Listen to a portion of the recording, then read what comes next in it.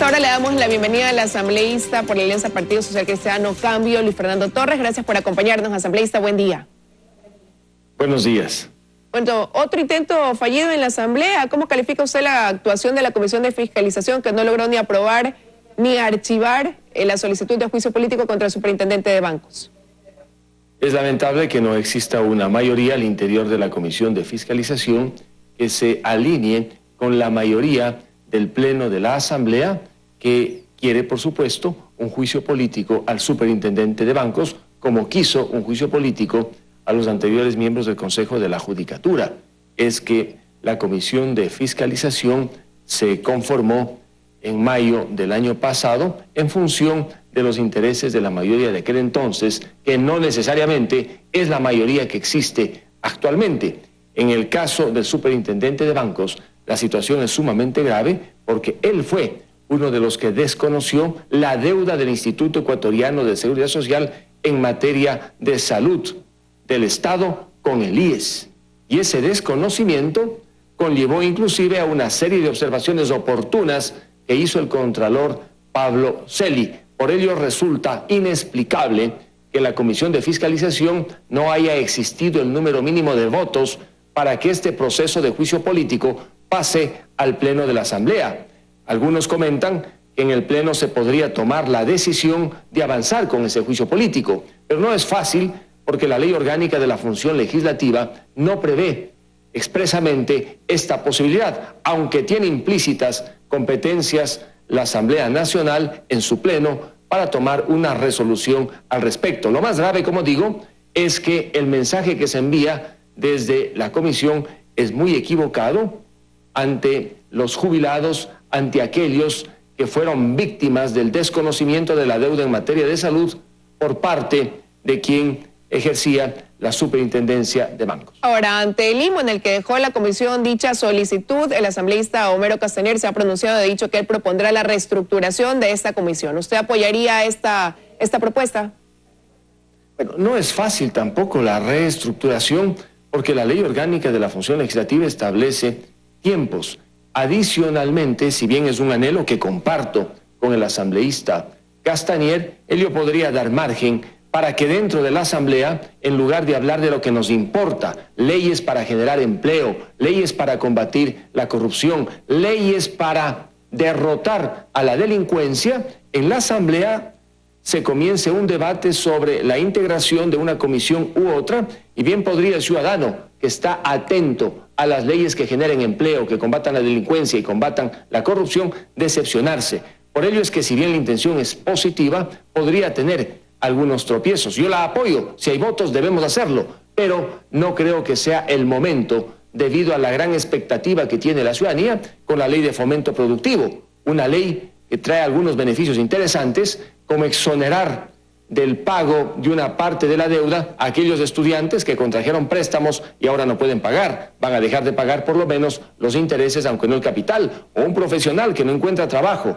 y que obtuvo un préstamo para estudiar y no puede pagar la deuda, va a beneficiarse con ese tipo de incentivos. Y en el ámbito empresarial, productivo, indudablemente. Por ello, si bien es interesante esa propuesta, no parecería que hoy por hoy, ante lo que quiere el ciudadano, sea una prioridad. Pero el problema también, asambleísta, es que muchas de las cosas que quiere el ciudadano o de temas previos se debaten al interior de estas comisiones que están siendo cuestionadas ya desde hace algún tiempo. Entonces, ¿no cabría así hacer un alto para proseguir en el trabajo en la Asamblea y analizar si cabe o no la reestructuración, quizás no solo de la Comisión de Fiscalización, sino también de otras que están al interior de la Asamblea?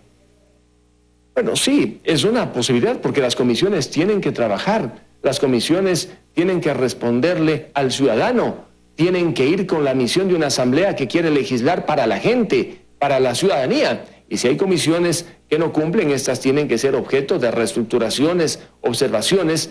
El gran problema que existe es la ley, una ley completamente inflexible a la hora de hacer estos cambios. Podrán darse, veamos si hay los votos además, porque se trata de una comisión multipartidista en la que están representados todos los bloques y en esa circunstancia resulta difícil un cambio. Pero vamos a lo importante, a combatir la corrupción, a generar empleo y trabajo, a dar las condiciones para que la gente invierta en nuestro país, Allí están grandes desafíos que tiene por delante la Asamblea y que tiene también el Ecuador. Y sobre todo, al menos yo estaré atento al veto del presidente de la República a la Ley de Fomento Productivo. Cuidado, se eliminan incentivos que aprobamos en la Asamblea, porque eso sería restringir las posibilidades de aquellos que quieren invertir con confianza en el Ecuador para generar empleo y trabajo. En las próximas horas esperaría que el presidente Moreno dé su pronunciamiento al respecto. Ahora, en lo que también se estarían evidenciando cambios es en el manejo de la política exterior del país. El Ecuador ha hecho un pronunciamiento frente a lo que está sucediendo en Nicaragua de total rechazo y condena pues, a la violación de los derechos humanos y a lo que está sucediendo en dicho país. Con esa postura, ¿qué rumbo se está marcando dentro del Ecuador en este sentido, asambleísta? El nuevo canciller, el doctor Valencia, trajo vientos frescos a la política exterior ecuatoriana. Desde que él llegó, ya se hizo una primera condena a las atrocidades que están cometiéndose en Venezuela. Y ayer se hizo una segunda condena a los crímenes que se vienen cometiendo en Nicaragua por parte del dictador Ortega. ¿Cuánto hemos tenido que esperar los ecuatorianos para este cambio en materia de política exterior? Más de un año, pero se lo está haciendo. Y tiene también su mérito el presidente Moreno, porque nombró a un canciller que, de lo que se ve, sabe defender los derechos humanos en cualquier lugar, y particularmente en Nicaragua y en Venezuela. Habrá que ver, pasado el tiempo, cuánto nos alejamos de estas dictaduras bolivarianas. Fue una vergüenza que el Ecuador hasta hace pocos meses haya estado alineado con estos regímenes de corte dictatorial, cuando los ecuatorianos siempre hemos defendido los derechos humanos. Ya pasamos 10 años junto al comandante Chávez, junto al dictador Maduro. Ahora, por lo menos, ya estamos alejándonos de ese tipo de compañías nefastas, como también espero yo que se lo haga con el dictador Ortega. Más de 200 muertos en un país que dice llamarse democrático resulta inaceptable. Bien hecho entonces que se condene la política exterior ahora de Ortega y mañana y siempre de Maduro y todos estos dictadores que no saben respetar los derechos humanos. Y hablando ya de la década pasada, usted ha deplorado la actitud del periodista Ramiro Cueva tras el incidente que tuvo con el expresidente Rafael Correa en Bélgica. ¿Por qué, tras haber sido un crítico ferviente del comportamiento con el que muchas veces se manejó el expresidente Correa, hoy, ante esta situación, parecería usted adoptar una postura que más bien se inclina hacia ese lado?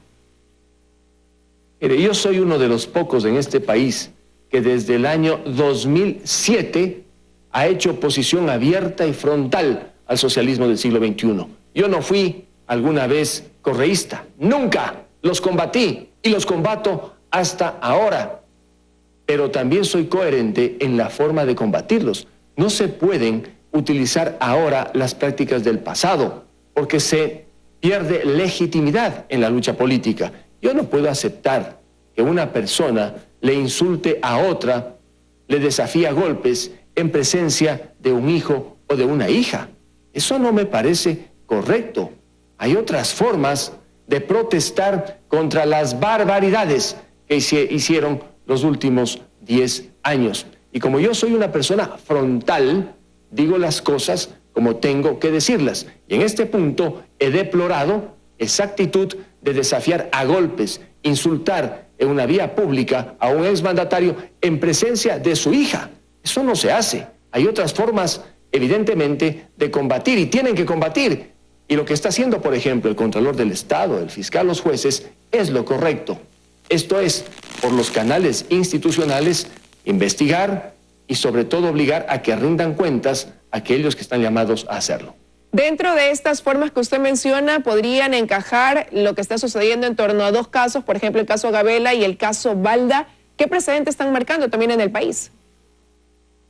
Mire, lo que ha hecho el fiscal general del Estado es lo correcto, llevar adelante una investigación, inclusive en la etapa de instrucción, vincular a los responsables, entre ellos a un exmandatario, pero sobre todo garantizar el derecho a la defensa, mantener viva la presunción de inocencia y respetar ante todo el debido proceso, porque no se puede ahora saltar todos los procedimientos para, digamos, procesar a una persona, porque allí sí tendrían razón los procesados de decir que son perseguidos.